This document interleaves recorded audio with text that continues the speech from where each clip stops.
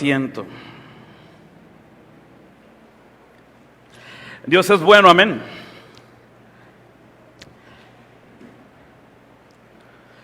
Dice la Escritura en Hebreos 11:6, puede abrir Hebreos 11:6. Hebreos 11:6.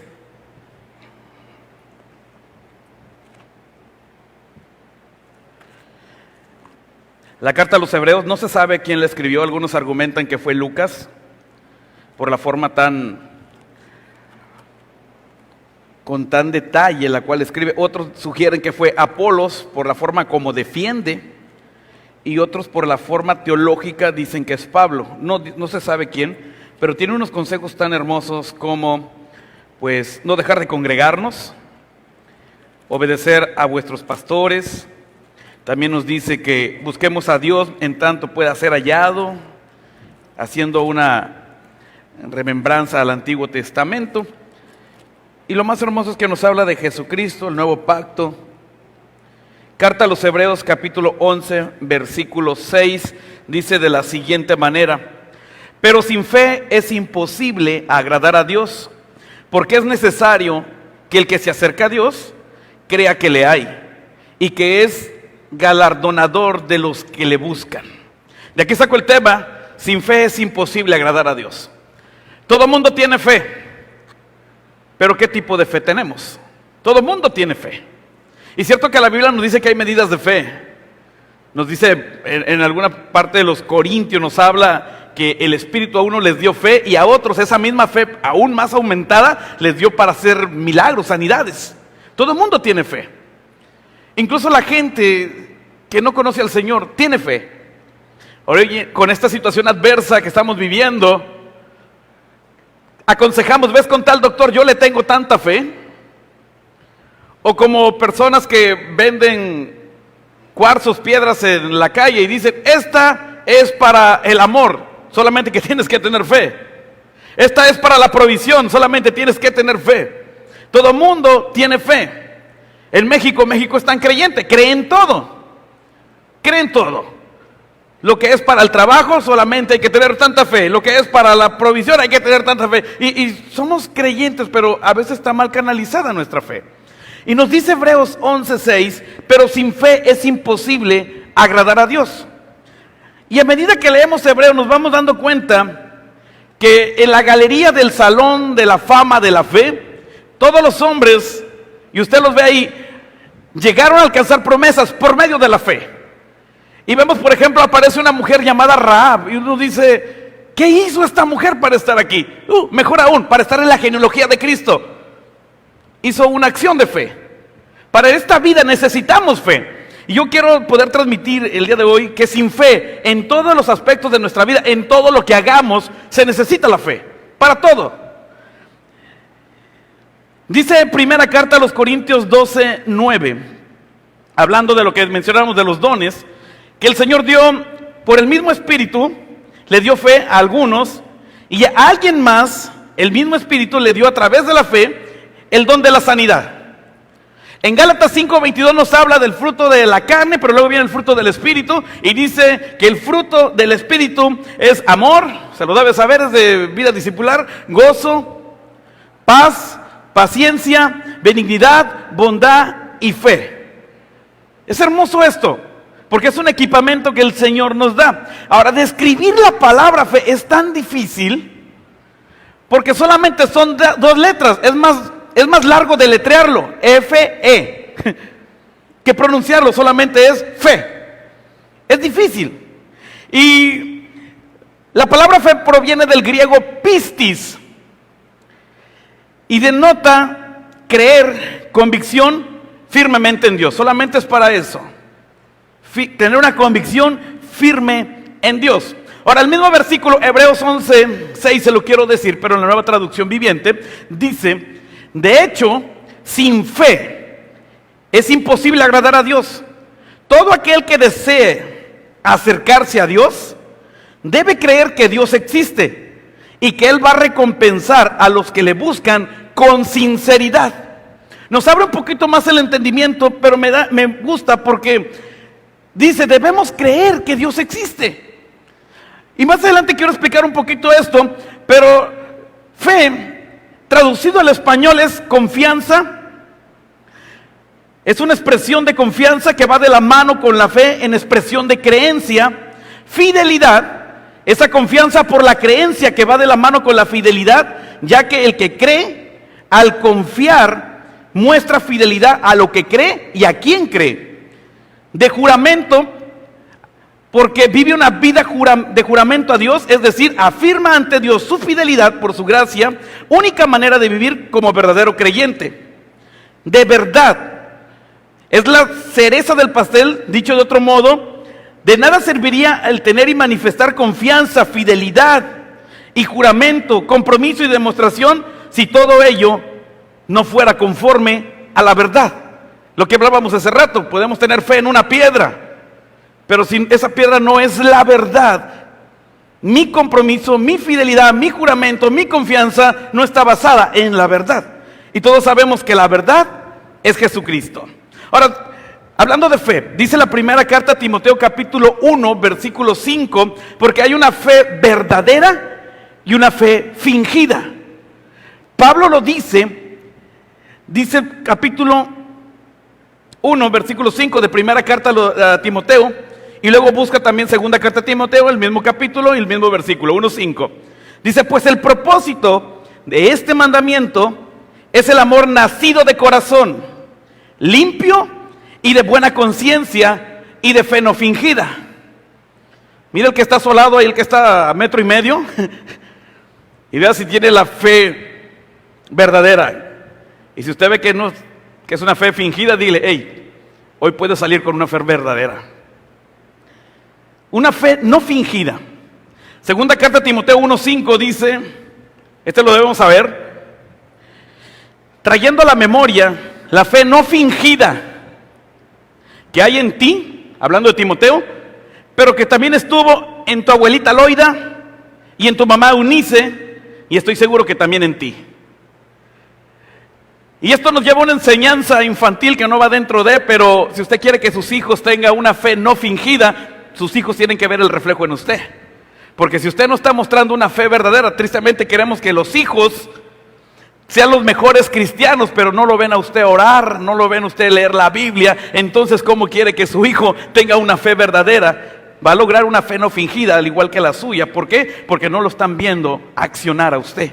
No lo están viendo ni siquiera dando gracias por los alimentos. Eso habla de fe verdadera, no fingida. Que venimos y tal vez nos sentamos, escuchamos un sermón por 2 horas y lo vemos como una cábala. Me siento bien a gusto aquí, nadie me molesta, pero salimos afuera a la realidad y nuestra fe sigue siendo fingida. No hay una fe verdadera. Dice por aquí, entonces, hablando de Hebreos, para acercarnos a Dios debemos tener una fe genuina, una fe no fingida. Y cuando esto se conjuga, sucede que Dios premia a aquel que se acerca a Dios, porque sabe que hay un Dios. No podemos orar creyendo, ¿y qué tal que si Dios no me escucha? Porque la fe y la duda es lo mismo. Así que por la confianza, ahora sí, Hebreos 11:1 nos dice, fe, se lo sabe, es la certeza. En la Nueva Traducción Viviente dice, fe es la confianza de que en verdad va a suceder algo, de lo que estamos esperando. Es lo que nos da la certeza de las cosas que no son, como si fuesen. Y caemos en la descripción de fe, Hebreos 11:1. Hoy en la actualidad hay hombres que viven de fe. Hay hombres que viven de fe, los notarios. Usted va y contrata a un notario, le lleva todo el papeleo y él solamente pásamelos, pum, sella y firma, dio fe y ya dejó usted su dinero ahí. Vive de la fe. Nosotros como cristianos vivimos de la fe. Porque así como el notario certifica que todo lo que está leyendo es veraz, es verdadero, está correcto toda la documentación y al último firma y sella, nosotros como cristianos al igual tenemos que ir a la Escritura, verificar que todas las promesas que vienen aquí son veraz, son verdaderas. Entonces, te creo, Señor. El Señor dice, ahí va mi sello, va mi firma, y entonces Dios galardona a aquellos que le buscan de todo corazón. Vivimos de fe. ¿Hay hombres de fe y mujeres de fe aquí? Ahora, punto número 1, no es cuestión de positivismo, es cuestión de fe. Mire, ahora los televangelistas teleradios, aunque vaya yo ahí, digo radio escuchas. Hacemos esto, decláralo, confiésalo. No es cuestión de positivismo, es cuestión de fe. No es cuestión de tienes que decirlo 100 veces, no, amados, es cuestión de fe. Dice Marcos capítulo 11, versículo 20. Marcos capítulo 11, versículo 20. Está bien hermoso eso de la transmisión porque nos obliga a traer la Biblia, ¿verdad? Antes nos la proyectaban, ahora tenemos que traer la Biblia y tenemos que buscarle. Antes decíamos, no, ahí están los del ministerio de proyección. No, hermano, también hay que usar la Biblia. Marcos 11, 20. Dice, y pasando por la mañana, vieron que la higuera se había secado desde sus raíces. Entonces Pedro, acercándose, le dijo, Maestro, mira la higuera que maldijiste, se ha secado. Respondió Jesús, y esta palabra está bien hermosa, y le dijo, tened fe en Dios. Tened fe en Dios. Más abajo dice, porque de cierto os digo, que cualquiera que dijera a este monte, quítate y échate en el mar, y no dudare en su corazón, sino creyere que será hecho lo que dice, lo que dijere le será hecho. Sobresalen dos palabras, la palabra fe y la palabra duda. Y la duda es la vacilación o la falta de determinación ante varias posibilidades de elección sobre creencias, noticias o hechos. En una pregunta más bíblica sería, es lo contrario a la fe. Porque tiene exactamente el mismo sentido, mientras que la fe te hace ver las cosas que no son como si fuesen de acuerdo a lo que dice Hebreo, la duda te dice, ¿y a poco tú crees que sí iba a pasar? Mientras que fe, no estás viendo lo que va a suceder, la duda exactamente, no estás viendo el resultado, pero en tu corazón le das lugar a la fe para creer que sí va a pasar, o le das lugar a la duda para que lo que estás diciendo o lo que estás viviendo o creyendo en Dios no va a suceder. Tiene exactamente lo mismo. La fe no ves las cosas, pero estás creyendo que va a suceder. La duda es exactamente lo mismo. No ves el resultado, pero en tu corazón puedes decir, no, se me hace que no va a creer. Ahora, yo quiero decir, hay personas que creen que la salvación, hermanos, que yo todavía no sé si soy salvo. Recuerde que la fe nos hace ser salvos, porque es por fe. Pero hay gente que dice, yo no sé, hermano, y tienen como 25 años en el Evangelio. Y están abrazando duda. Así que, qué interesante poder ver esto. Ahora, la gente dice, queremos mover montañas, porque la palabra dice, esta expresión de mover montañas era muy clásica en los tiempos de Israel. Era para creer a Dios por un problema enorme. Llámese enfermedad, lo que sea, era un problema enorme. Y era una expresión de decir, tenemos que mover esa montaña. De ahí Jesús saca la expresión, cualquiera que le dijera a ese monte, o sea, cualquiera que crea a Dios para algún problema tan grande, Dios le puede ayudar. Solamente tiene que tener fe y no duda en el corazón. Y nosotros queremos mover montañas que tal vez físicas, y Dios dice, espérate, hay otra montaña, si seguimos la lectura, hay otra montaña más grande que no te has dado cuenta. Seguimos leyendo el Evangelio de Mateo.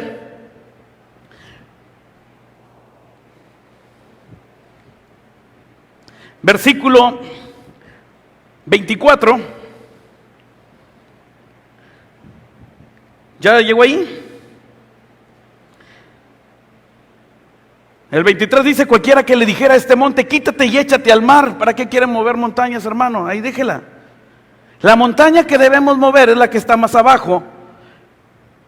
En el 24 dice, por tanto, os digo que todo lo que pidieres orando, y esto se oye bien poético, bien romántico, porque ay, qué lindo el Señor, escucha mi oración. Bueno, pídele lo que está más abajo también. Creed que lo vas a recibir y os vendrá. Está hablando de fe. Y cuando estés orando, cuando estés a solas con Dios, en el huerto con Dios, dice, si tenés algo contra alguno, aquí está tu montaña. Que de repente nos enojamos con el hermano, que de repente me enojo con el cónyuge, aquí está tu montaña, la que tienes que mover. Lo que crees imposible, aquí está. Por tanto, cuando estés orando, dice, perdonar si tenéis algo en contra de alguno. No. Me gusta lo primero. Yo quiero mover la Sierra Madre. Pero acá tienes un monte Everest en tu corazón y no lo quieres mover. Porque es tan difícil perdonar. Y esa raíz de falta de perdón que se ha levantado en el corazón, la fe no alcanza a pasar porque hay algo que está estorbando tu relación con Dios. Se necesita la fe. Pablo dice en la carta a los romanos, hablando de la comida, dice, hey, cuidado. Todo lo que proviene de fe no es pecado. Pero si estás comiendo algo y tienes duda, cuidado, puede ser pecado. Hablando de la comida y la bebida. Y Jesús nos da una lección aquí, nos dice, dejen de mover cualquier montaña y estar orando. Dice, mejor perdonen. Dice, y cuando estés orando, perdonar si tenéis algo en contra de alguno, para que también vuestro Padre Celestial os perdone a nosotros. Es decir, si creo que tengo comunión con Dios, pero tengo un rencor apasionado en contra de alguien de mi familia, alguien de la congregación, entonces realmente no estoy viviendo una vida de fe. Mi fe es fingida y no genuina. Porque estoy aparentando algo que no estoy viviendo. Estoy creyendo tener fe en Dios, pero hay cosas que no he removido en mi corazón. Y lo más triste es que no eres capaz de perdonar a tu hermano. Y Dios dice que tampoco nos perdona a nosotros. Por tener una montaña enorme en el corazón de no poder perdonar. Para eso se necesita la fe. No, hermano, eso es sentimentalismo. ¿Cuál sentimentalismo? Es fe. Aquí lo dice. Así que, porque si vosotros, dice el versículo 26, no perdonáis tampoco, vuestro Padre que está en los cielos, tampoco os perdonará a vosotros. Un corazón perdonado es un corazón que puede perdonar. Un corazón que vive la fe en el Señor es un corazón que entiende que ha sido perdonado por la gracia, y como Dios tuvo misericordia conmigo, ¿quién soy yo para estar juzgando al hermano que tal vez hizo algo en contra mía, o mi familia que se ha levantado en contra mía? Lo que leemos, lo vivimos, y eso es fe. Lo que vivo, doy legalidad, certifico que lo que está aquí es verdad y lo llevo a la práctica para ser galardonador, porque busco a Dios. ¿Me siguen hasta aquí, hermanos? Para entender un poquito esto, dice primera carta de Juan 4:20. Primera carta de Juan 4:20. Hablando el apóstol Juan, dice, si alguno dice, yo amo a Dios, porque esto lo decimos, Señor, yo te amo, y hasta casi queremos que el hermano Víctor, las hermanas de la alabanza canten. ¿Por qué no cantan esa que dicen, Cristo, yo te amo, siento bien bonito? Y sí, es parte de. Pero dice aquí, si alguno dice, yo amo a Dios, y aborrece a su hermano, es un mentiroso, vive una fe fingida, no genuina. Porque el que no ama a su hermano, que lo está viendo, una fe física, lo veo, y dice que ama a Dios, que no lo ve, ¿cómo está eso? Ayúdame a entender. ¿Cómo voy a amar a alguien que no lo veo y al que lo estoy viendo físicamente lo aborrezco? Y entonces el Señor dice, cuidado, porque tal persona es un homicida. Qué tremendo. Estamos entonces pesando el corazón. Hacemos las cosas diferente, queremos hacerlas a mi manera. No, es que, Señor, tú no sabes lo que Él me... Claro que el Señor sabe todo, el ojo de Jehová recorre toda la tierra, sabe que te hicieron mala cara, sabe...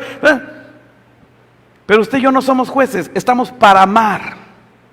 Amén. Nuestra fe la debemos usar primero para remover esas montañas que están estorbando mi relación con Dios, como eso que acabamos de leer. El no tener un espíritu de perdonar, el no tener un corazón de amor. Ahora, una vida de fe, segundo punto, va acompañado de evidencias que se aprecian o son notorias y testifican a la gente que nos rodea. Está bien largo, ¿eh? Una vida de fe va acompañado de evidencias que se aprecian o son notorias ante las personas que nos rodean. Y es hermoso cuando te dicen, tú eres un hombre y una mujer de fe. Es hermoso cuando te buscan para que tú ores por ellos, porque entonces estás mostrando algo que la gente está viendo. Ahora, si hay algo que es verdad, es que no podemos ver quién tiene fe, pero hay una evidencia que tiene que mostrarse. La carta de Santiago en el capítulo 2, yo te invito a que la leas, está bien preciosa. La carta de Santiago está bien hermosa, bien profunda. Es la única vez donde aparece la palabra religión, que viene del latín religare, volver a unir. Si se traduce como creencia, convicción de que un día nos vamos a unir al Señor. Y es interesante ver todo eso porque nos da unos consejos bien prácticos. Pero hay algo que nos dice aquí. Santiago dice que la fe va acompañada de obras. Y no contradice lo que Pablo argumenta, que es por gracia y no por obras, cuando lo leemos seguido. Mire, Efesios 2:9, vaya conmigo. Efesios 2:9, ¿ya está ahí?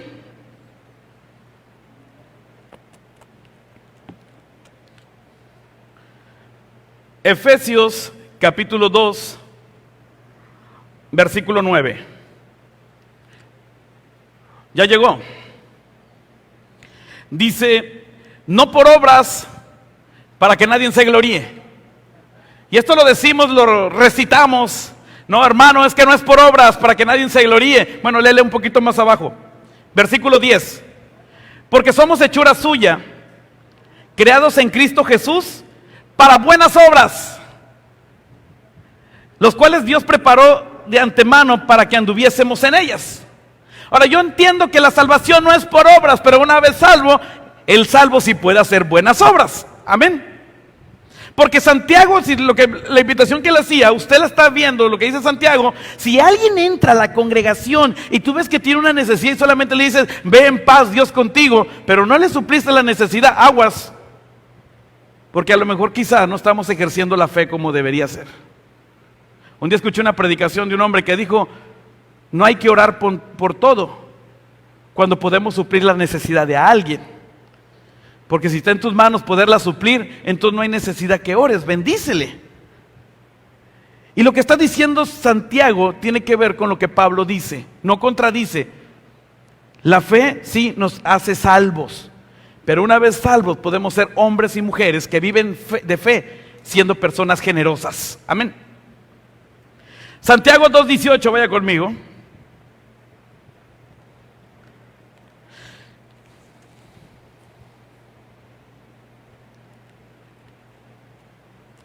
Santiago 2:18.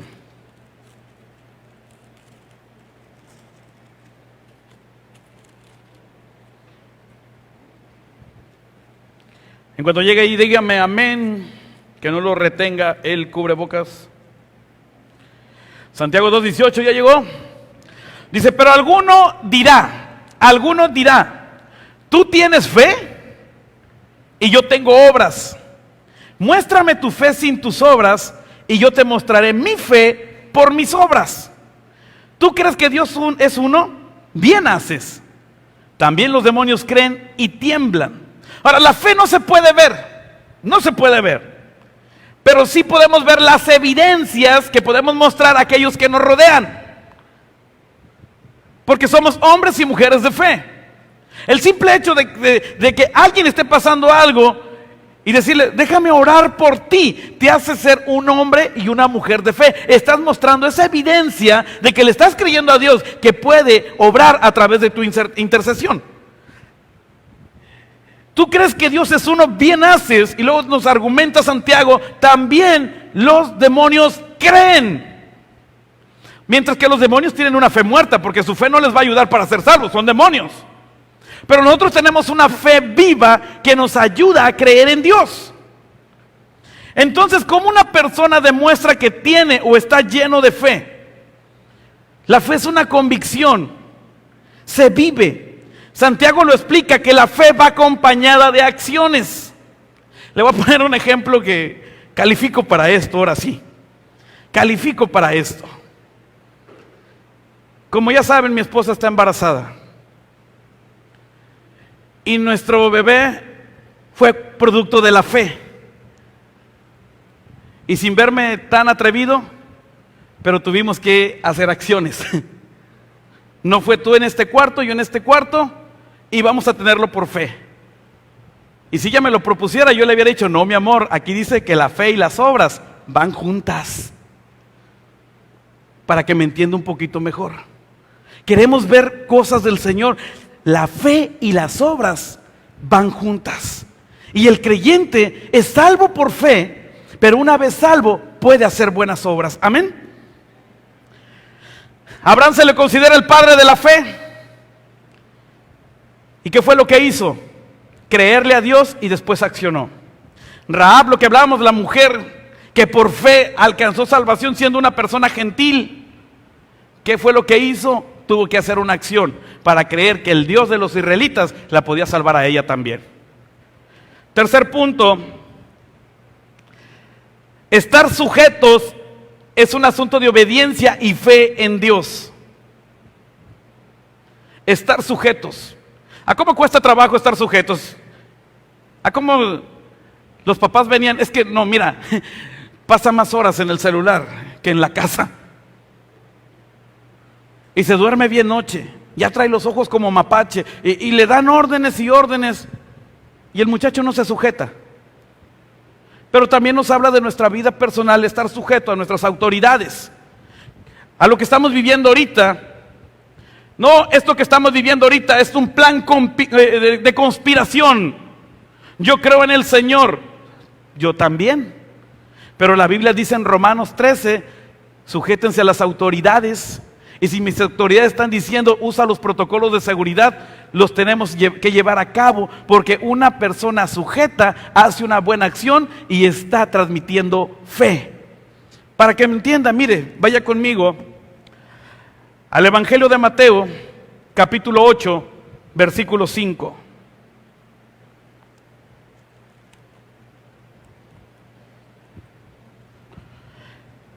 Vino una mujer. Esta anécdota me la contaron.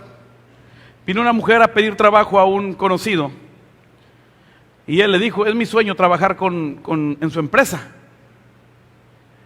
Y él le da una orden. Dice, bueno, preséntese con mi asistente, ella le va a dar las indicaciones. Dijo, no me está entendiendo, yo quiero hablar con usted. Yo quiero trabajar para usted. Sí, por eso. Mañana le espero a las 9 y la va a atender mi asistente. Dice, no estamos hablando el mismo lenguaje. Yo quiero colaborar con usted. Sí, no está entendiendo usted. Si no es capaz de sujetarse a una orden todavía sin trabajar, ¿cómo quiere que la reciba en mi empresa? Solicitud rechazada. La sujeción nos hace llevar una vida de fe. Ya llegó a Mateo capítulo 8, versículo 5. Entrando Jesús en Capernaum, la ciudad de Dios, Capernaum, vino a él un centurión, rogándole y diciéndole, Señor, mi criado está postrado en casa, paralítico, gravemente atormentado.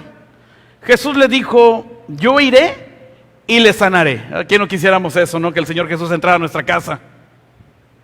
Pero el centurión respondió y le dijo, Señor, no soy digno de que entres bajo mi techo. Solamente di la palabra. Otras versiones dice, solamente haz una oración y mi criado sanará. Porque yo también soy un hombre que tengo autoridades arriba a las cuales yo me sujeto. Pero también soy un hombre que tengo personas bajo mi responsabilidad y yo les digo, haz esto y ellos lo hacen. Y lo que está diciendo, yo quiero ser contigo un esclavo. Si tú me das una orden, yo me voy creyendo que eso va a suceder.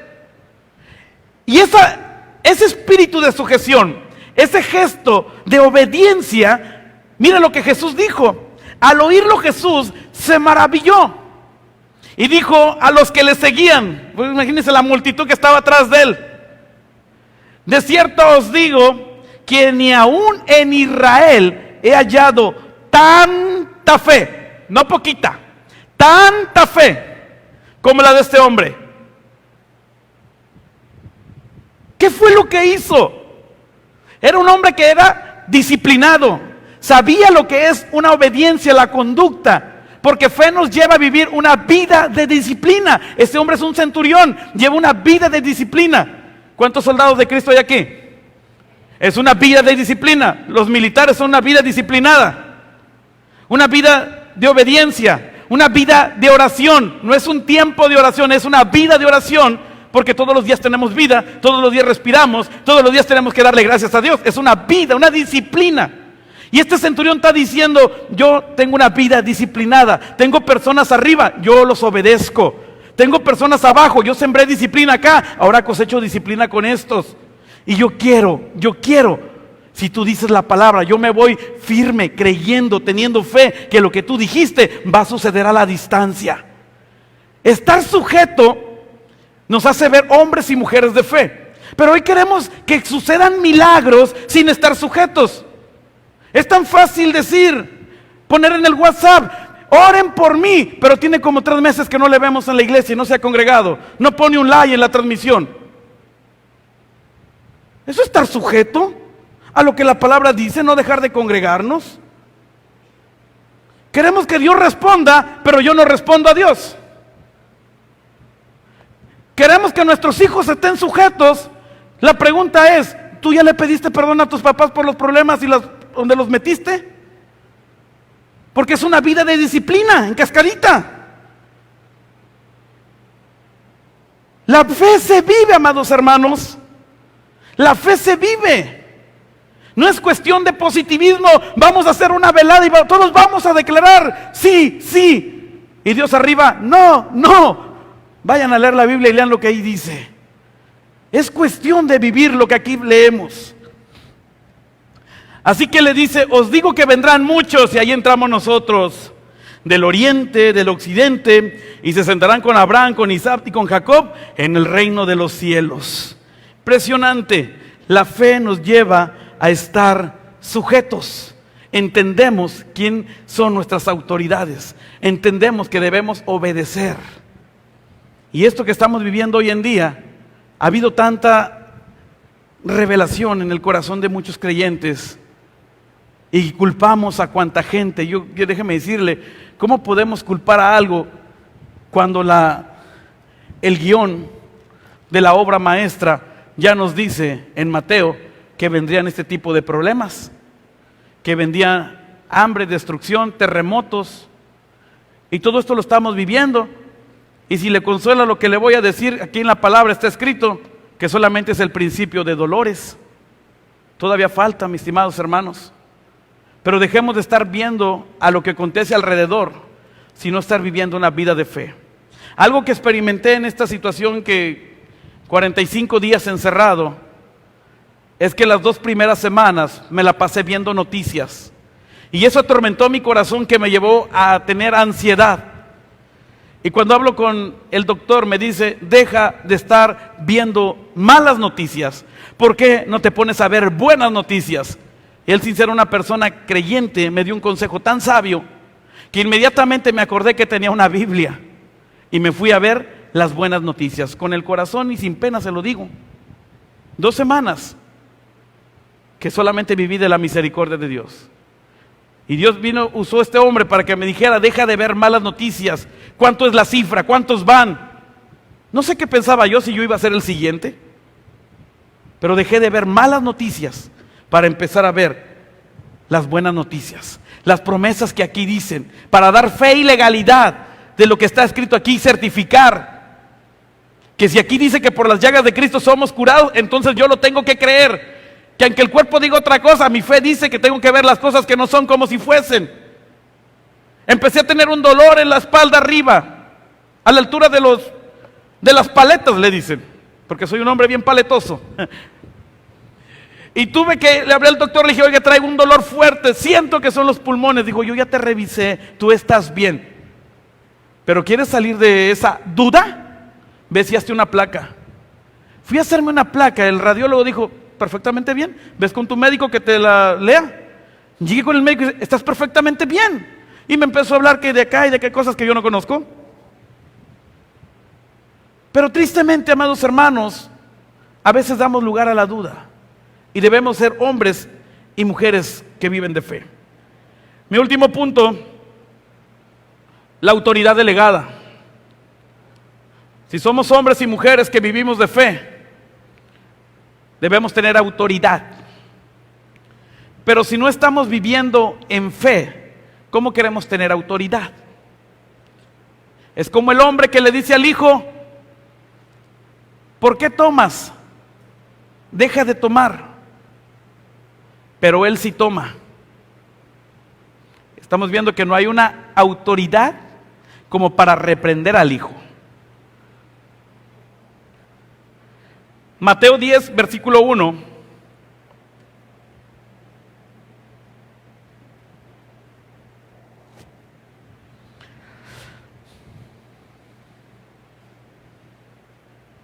Mateo 10, versículo 1, ¿ya lo tienen? Entonces, llamando a sus 12 discípulos, les dio autoridad sobre espíritus inmundos para que los echasen fuera, para sanar toda enfermedad y toda dolencia. Y ya usted va a ver los nombres de los discípulos. Versículo 5, a estos 12 envió Jesús y les dio instrucciones. Estamos hablando sujeción, instrucciones, obediencia. Y les dijo: por camino de gentiles no vayáis, en ciudad de samaritanos no entren, sino id antes a las ovejas perdidas de la casa de Israel, y yendo predicad, diciendo: el reino de los cielos se ha acercado. Y usted puede leer, pero estamos viendo que les da instrucciones, una autoridad delegada a quien que se compromete a obedecer. Entonces la sujeción es un asunto de obediencia y te da autoridad delegada como resultado de una vida llena de fe. ¿Cómo le vas a dar una responsabilidad a alguien que no te cumple? Lo mismo sucede en el plano espiritual. ¿Crees que Dios nos va a demandar, nos va a dar algo si sabe que somos irresponsables espiritualmente? Una vida de sujeción nos lleva a una vida de obediencia, una vida llena de fe, como resultado autoridad. No puede haber autoridad si no hay una vida de sujeción. No puede haber autoridad si no hay una vida de obediencia. No puede haber autoridad si no hay comunión. Para terminar, y si me ayuda, Sisma, en el libro de los Hechos relata una historia de unos hombres. Y hay un cuadro bien bonito ahí porque menciona unos hombres de fe genuina, verdadera, y otros con una fe con una fe fingida. Y estos hombres se dedicaban al exorcismo ambulante. Andaban ahí en el tianguis. Y están expulsando un demonio. Y están haciendo tanto conjuro y esto, y se acordaron. Y entonces dijeron esto: en el nombre de Jesús, al demonio, el cual predica Pablo. Y los otros yo creo que estaban y, oye, espérate, yo sé quién es Pablo y sé quién es Jesús, pero ¿tú quién eres? ¿No tienes autoridad? Ni siquiera Dios te ha delegado eso, porque eres un hombre que no está sujeto, no eres obediente, y tu fe no se ve. Y la Biblia da testimonio que este espíritu inmundo con este hombre se fue en contra de estas personas y los mandó desnudos.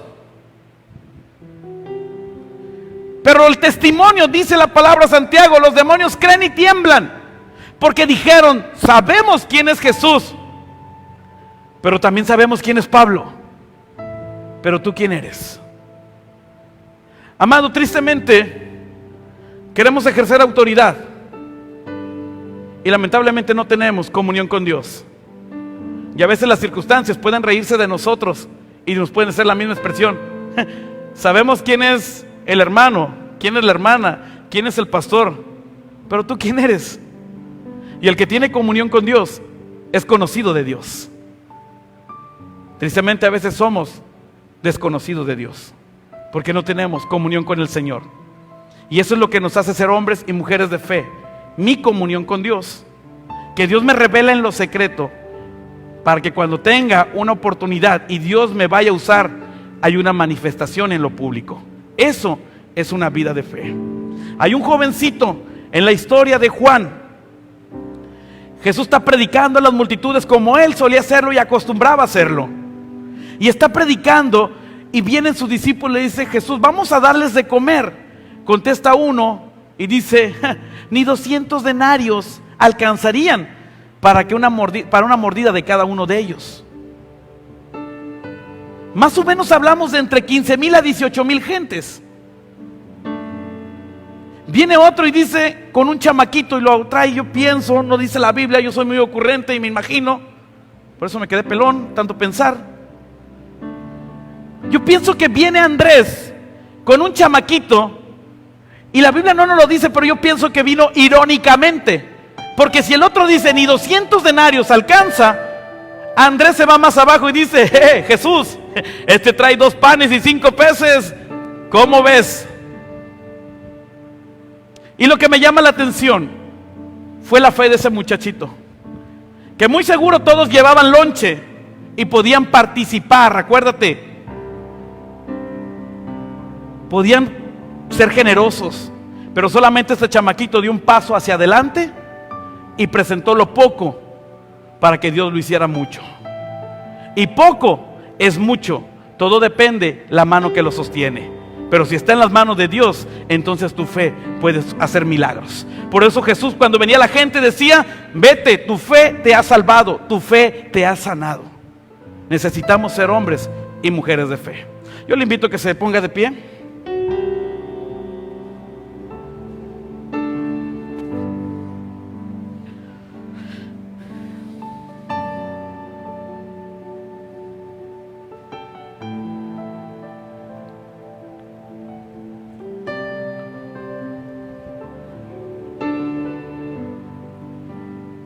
Estamos muy contentos porque al fin podemos ver el rostro de algunos de ustedes. Pero es muy fuerte cuando dejamos de vernos y el no congregarnos a veces nos lleva a una vida que nos enfriamos poquito, y el alcance tecnológico no es lo suficiente como para tenerlos presencialmente. Porque cuando estamos unidos, pues nuestra fe se activa. El poder escuchar el testimonio de mi hermano, de mi hermana, entonces me anima mi corazón a creer más en Dios. Y yo quiero que ahí en su lugar, hermano, podamos presentarnos delante de Dios y entender algo, que es Dios quien derrama fe en nuestros corazones. Los que hemos pasado cosas difíciles entendemos que solamente la fe en el Señor es lo que nos sostiene, lo que no nos deja caer. Y al final logramos entender que en esta vida estamos de paso, ya sea que vivamos o muramos. Nuestra fe nos hace creer que del Señor somos. Amén. Padre, te damos gracias en esta hora, porque tu palabra nos hace ver que somos hombres y mujeres de fe. No permita, Señor, que en nuestro corazón haya una fe fingida, creyendo, Señor, que soy creyente cuando no tengo ni siquiera la capacidad, porque en mi corazón hay rencor, hay odio y no puedo perdonar a mi hermano. Señor, queremos remover esas montañas de odio, de rencor, de amargura, para poder entender, Señor, que si tú me perdonaste a mí, yo puedo perdonar a los demás. Y la fe, Señor, me hace ver las cosas que no son como si fuesen, para poder vivir una vida de obediencia sujeta a ti. Y a través de esta vida de obediencia sujeta a ti, Señor, entonces tú puedes ver que soy un hombre, una mujer confiable, y delegas autoridad para ser útil en el reino tuyo, para ser útil a través de la oración, para ser útil a través de compartir la palabra, para ser útil y, Señor, hacer buenas obras. Gracias por la vida de cada uno de mis hermanos. Gracias, Padre, porque este día tú has hablado a nuestro corazón, entendiendo, Señor, que nos llamas a vivir una vida de fe, no tiempos de fe, sino una vida llena de fe.